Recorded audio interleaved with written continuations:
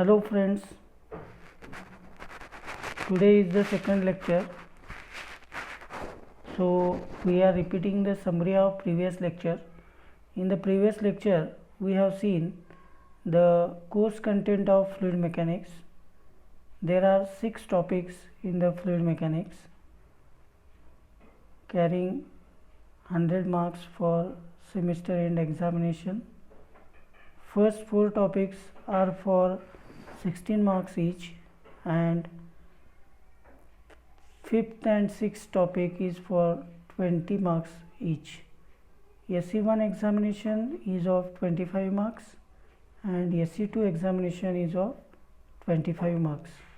So totally there are 50 marks for CIE of fluid mechanics. Course outcomes of fluid mechanics. Course outcomes of fluid mechanics, there are 4 course outcomes. Recommended books. In recommended books, references and textbooks, in that I am proposed to use R.K. Bansal and R.K. Rajput. Title is Fluid Mechanics and Hydraulic Machines. Branches of fluid mechanics. Under that title we have seen 3 different types of branches of fluid mechanics: statics, hydraulics and dynamics. Statics means fluid is at rest, means we are going to study the behavior of the fluid which is at rest. In kinematics, fluid is in motion and forces are not considered. In dynamics, we study the behavior of the fluid in motion with considering the forces. Then we have seen the difference between fluid and solid. According to the shape and size of fluid and solid can be differentiated as: fluid is a substance which is having no definite shape and size, while solid is having a definite shape and size. With a application of small force, fluid is not fluid is deformed, while with the application of small force, solid is not deformed. Then we have seen some of the properties of fluid mechanics, fluids. These properties are mass density or density, specific weight or weight density, specific volume and specific gravity. On these 4 properties we have solved one example to find out specific weight, mass density and specific gravity. Now the next important property is the viscosity. Do you know what is viscosity? Viscosity, in simple words, you can say it as a stickiness of the fluid. If the fluid is more sticky or oily, in that case it is having more viscosity. So oil is having more viscosity than water. In scientific words, it can be defined as the property of a fluid friction which causes resistance to the flow. So this resistance is in between the 2 layers of the fluid. And why it is so? It is due to the cohesion and molecular momentum exchange between the fluid layers. Now what is cohesion? Cohesion is the property by which there is a force of attraction between the fluid molecules itself. And adhesion is one more property of the fluid, that is the force of attraction between the fluid and the other molecules of other material or different material. And what is molecular momentum? The fluid particles or fluid molecules are not stationary, they are moving here and there, and the random motion of these fluid particles or molecules is called as molecular momentum exchange. Means there is a transfer of energy due to the motion of the fluid particles. Now see how the deformation of the fluid layer takes place due to the application of shear deformation. See the figure A, fluid body before shear deformation. So when there is no shear force, there is no deformation of the fluid, and by the application of shear force, suppose the bottom is fixed and we are applying the force as P, in that case your velocity of the upper plate is V, you are getting some shear deformation in the fluid body. The next important point is Newton's law of viscosity. Now, what is Newton's law of viscosity? When it can be used in mechanical engineering field. So this law is very important to find the torque utilized or required to overcome the friction due to the oil in the bearing. So while deciding the power lost in the friction, you can use the Newton's law of viscosity. Now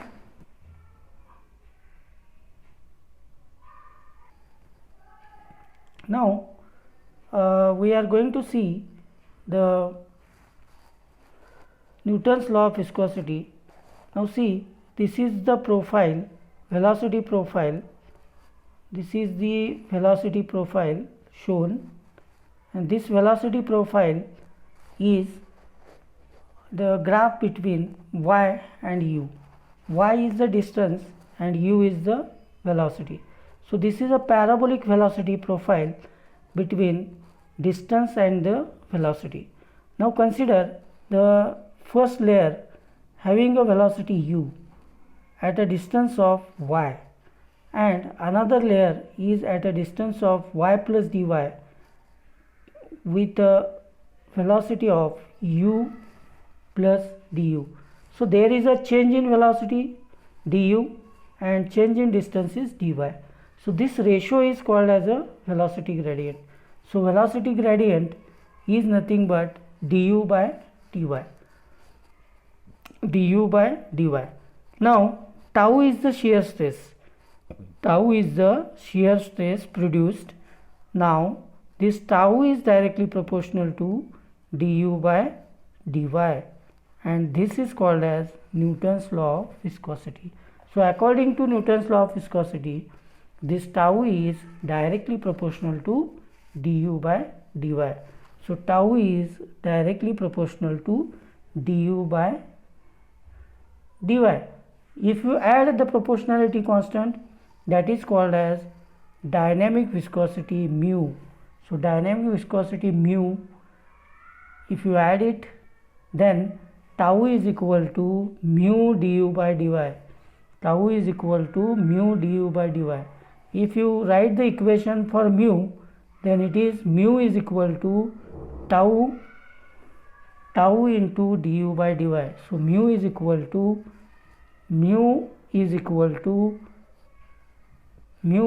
to tau divided by du by dy.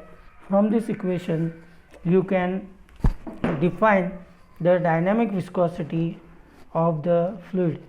So dynamic viscosity, in other words, can be defined as it is the shear stress required to produce unit rate of shear deformation. Now you can deduct the unit for du by dy also. Now we are finding the unit for du by dy. So du by dy unit for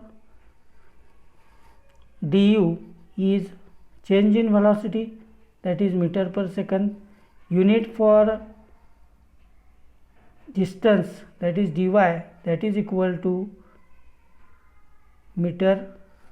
So du by dy unit is second raised to that is equal to meter per second divided by meter. So that is equal to second raised to minus 1. So unit of velocity gradient is 1 upon s. Unit for velocity gradient is 1 upon s. Now what is dynamic viscosity? So you can define it as shear stress required to produce unit rate of shear deformation. It is velocity gradient is also called as rate of shear deformation or rate of shear strain. Now what is the SI unit for this dynamic viscosity? So SI unit for dynamic viscosity will be Newton second per meter square. How? Because mu is equal to tau divided by du by dy. Mu is equal to tau divided by du by dy. So unit for du by dy is second raised to minus 1. So Newton second per meter square, because the unit for tau is Newton per meter square. CGS unit for dynamic viscosity is poise or centipoise. CGS unit is dyne second per cm square. That is called as poise. Poise is the name of a scientist, and centipoise is a smaller unit. So the SI unit for the dynamic viscosity is Newton second per meter square. CGS unit is poise or centipoise. And what is the unit for velocity gradient? That is du by dy, also called as rate of shear deformation or rate of shear strain. It is second raised to minus 1. So second raised to minus 1 is the unit for du by dy. Now one more viscosity is kinematic viscosity. So kinematic viscosity, it is defined as the ratio of dynamic viscosity to the density of the fluid, and it is denoted by letter mu. It is denoted by letter mu. It is denoted by letter mu. So it is denoted by letter mu like this. So mu is nu. It is denoted by letter nu. So nu is equal to mu by rho. So it is nu is equal to mu by rho. SI unit for the kinematic viscosity is meter square per second. Meter square per second. CGS unit is Stoke. CGS unit is Stoke. From this relation nu is equal to mu by rho, you can deduct the unit for kinematic viscosity. Now there is one relation between the Stoke and meter square per second, that is the relation between CGS unit and SI unit. So 1 Stoke is equal to 10 raised to minus 4 meter square per second, and 1 centistoke is equal to 1 upon 100 stoke. 1 centistoke is equal to 1 upon 100 stoke. Now these are the two viscosities, dynamic viscosity and kinematic viscosity. If you compare these two for the units, then SI unit for dynamic viscosity is Newton second per meter square, and SI unit for kinematic viscosity is meter square per second. CGS unit for kinematic viscosity is Stoke. Now we are going to see the effect of temperature on the viscosity of fluid. Now fluid contains both gas as well as liquid. So if you heat the gas, then what will happen? Its viscosity increases. Why? Because the viscosity of gas is due to the molecular momentum transfer. Means the velocity of the gas particles will increase, and that will increase the rate of transfer of fluid particles from one place to another, and that is nothing but the measure of the viscosity. So for gases, as the temperature increases, the viscosity increases, And for liquids, increase in the temperature causes the decrease in the viscosity. Now take the example of oil, engine oil. From after some time you have to change the engine oil, because that engine oil is cooling the engine parts, and that due to the heating of that oil, its viscosity decreases. Now how it takes place?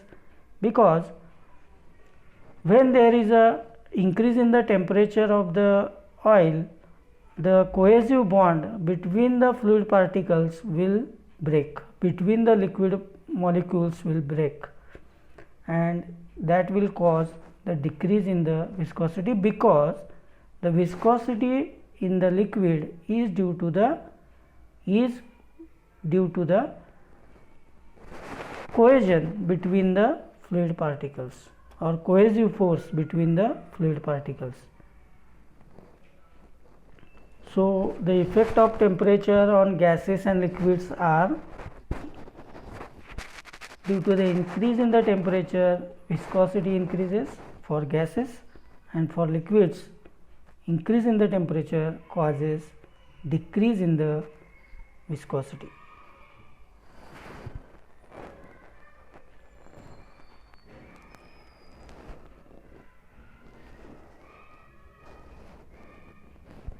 Now types of fluids. So based on the property of the viscosity, fluids may be classified into following ways. Now depending on the viscosity, whether there is a viscosity present in the fluid, the fluids can be classified as ideal fluid, real fluid, Newtonian fluid, and non-Newtonian fluid. Basic types of the fluid. So ideal fluid is having no viscosity.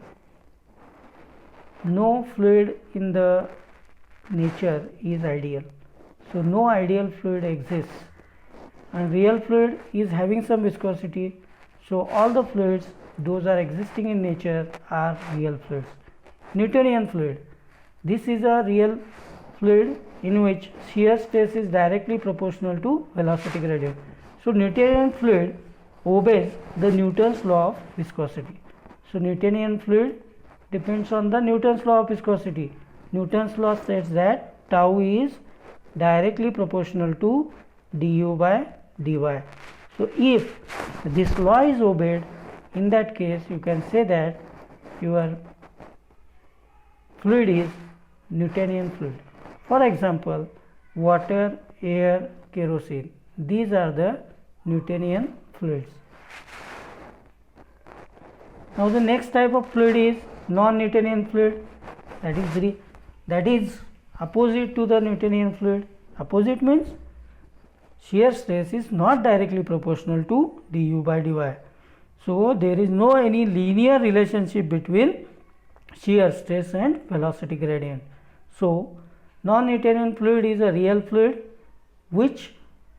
in which shear stress is not directly proportional to velocity gradient, is du by dy. Velocity gradient is du by dy and shear stress is tau.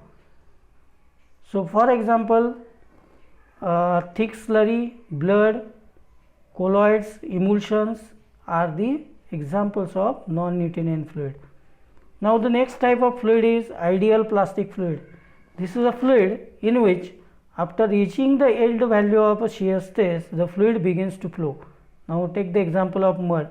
When you are pressing the mud for initial period, there is no deformation of the mud. After reaching the yield value, there is a deformation of the mud, and after that if you increase the force on the mud, in that case it will deform, and that deformation is either directly proportional or not directly proportional. If that deformation is directly proportional, then it is called as ideal plastic fluid. So other type of fluid is thixotropic fluid. This is a fluid in which after reaching a yield value of shear stress, the fluid begins to flow, and the fluid flows such that the relationship between shear stress and velocity gradient is non-linear. Remember, ideal plastic fluid, Newton's law of viscosity is obeyed after the yield value, and for thixotropic fluid, Newton's law is not obeyed after the yield value. Now this graph shows you the different types of fluids. So if you draw the graph between shear stress and velocity gradient, shear stress is tau. Now see, shear stress is tau, and shear stress is tau, and velocity gradient is du by dy. Unit for shear stress is Newton per meter square. Unit for shear stress is Newton per meter square, and unit for du by dy is secant raised to minus 1. Secant raised to minus 1. Now see, if you draw the graph between shear stress and du by dy, you are getting the Newtonian fluid is a straight line. So this is a Newtonian fluid. Non-Newtonian means there is a non-linear relationship between shear stress and du by dy. Ideal plastic fluid, see, this is a yield value. This is the yield value which is required for deformation of the fluid. So this is yield value. After that yield value, there is a linear flow of the fluid, means shear stress is directly proportional to velocity gradient. And one more fluid is thixotropic fluid. In the thixotropic fluid, it also requires shear stress or yield value of the shear stress, and after that the shear stress is directly proportional to the velocity, is not directly proportional to the velocity gradient. So there is a non-linear relationship between shear stress and velocity gradient. That is a thixotropic fluid.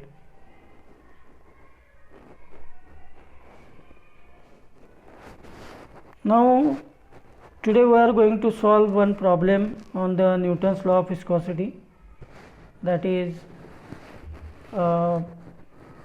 tau is directly proportional to the du by dy, so that shear stress is directly proportional to the rate of shear deformation or rate of shear strain or velocity gradient.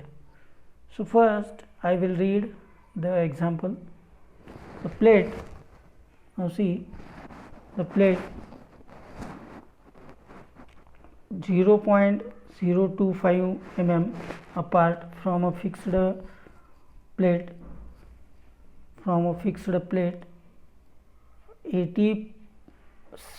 60 centimeter per second velocity and a force of 2 Newton per meter square. So the plates there are two plates,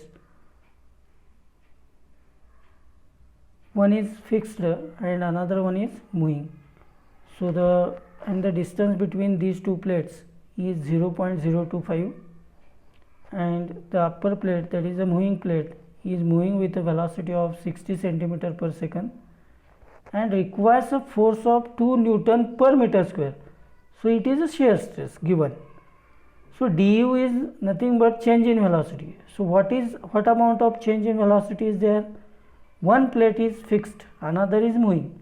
So the change in velocity is nothing but u. So du is equal to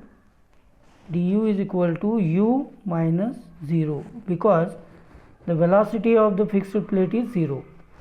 So du is equal to u minus 0, and u is nothing but your value given, that is 60 centimeter per second. You can convert this 60 centimeter per second into meter per second. So it will be 0.6. So this is a 0.6 velocity. 0.6 is the velocity, change in velocity, and dy is the change in distance. So change in distance is nothing but the distance between two plates, that is 0.025 mm. So du is the change in the velocity, dy is the change in the distance, tau is the shear stress, 2 Newton per meter square. These quantities are given to you. Use the relation tau is directly proportional to du by dy. So tau is equal to mu du by dy. Tau is equal to mu du by dy. So if you write the relation for mu, then it will be mu is equal to tau divided by du by dy. Tau divided by du by dy. Now putting the values, tau is equal to 2 divided by du by dy. Du is 0.6 divided by this dy is 0.025. So the equation becomes mu is equal to tau into dy divided by du. So it is 0.025 into 10 raised to minus 3, because to convert mm into meter, 10 raised to minus 3. So mu is equal to E into 10 raised to minus 5 Pascal second. So Pascal means Newton per meter square. Pascal means Newton per meter square. So it will be Newton second per meter square. That is the unit for dynamic viscosity. So Pascal means Newton per meter square. So it is Pascal second. Unit for dynamic viscosity is Newton second per meter square. If you replace Newton per meter square by Pascal, it will be mu is equal to 8.33 into 10 raised to minus 5 Pascal second. Or in terms of poise, it will be multiplied by 10. Multiply this by 10, you are getting in terms of poise. So in terms of poise, it is mu is equal to 8.33 into 10 raised to minus 4 poise. So 1 Newton second per meter square is equal to 10 poise. You can say that, or you can remember that relation. 1 Newton second per meter square is 10 poise. So it is multiplied. So as to convert into CGS unit. So SI unit for dynamic viscosity is Newton second per meter square, and CGS unit for dynamic viscosity is poise. So according to the Newton's law of viscosity, we have solved this problem to find out dynamic viscosity of the oil. If you know change in distance, velocity and shear stress, you can find viscosity, that is dynamic viscosity of the oil. If you know the density of that oil, you can find kinematic viscosity, that is nu for the oil also. Now I am providing you one link for better understanding of viscosity and its importance. So just go through this link and try to understand viscosity and its importance. Thank you. So if you have any questions, you can contact me through WhatsApp, or you can share your questions in the chat box.